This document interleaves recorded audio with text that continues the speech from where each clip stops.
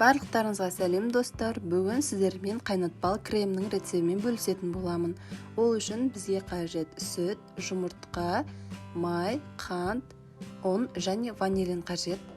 Алда талай қызықты рецепттер болады, сондықтан каналға тіркеліп кетуді ұмытпаңыздар. Ең алдымен жұмыртқа және қантты жақсылап венчикпен араластырып аламыз. Біркелкі масса шығу керек.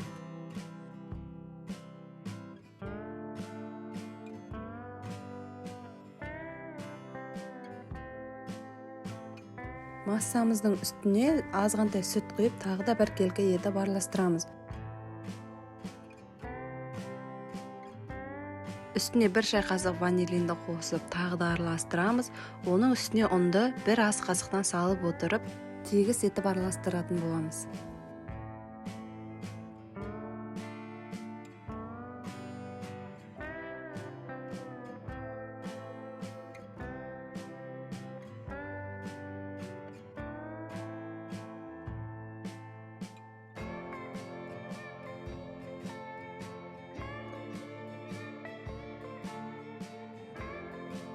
Оның араласып болғаннан кейін қалған сүтті шетінен құйып отырып, массамызды біркелкі етіп араластырып, баяу отқа қоямыз.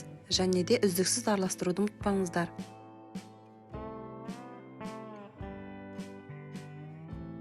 Біраз уақыттан кейін біздің креміміз осылай қайнайды. Оны үздіксіз араластырып отыру керек. Қасынан 1 секундта алысқа кетпеуіміз керек.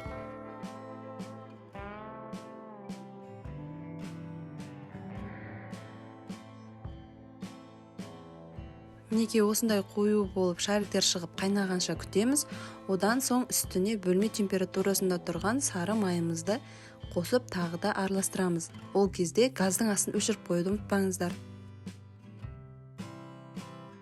Мінекей біздің креміміз дайын болды. Бұны кез келген коржикке суытып, немесе осындай ыстық күйінде пайдалансаңыздар болады. Келесі жолы пісіруді қажет етпейтін торттың рецептімен бөлісетін боламын. Сол кезде осы кремді пайдаландым.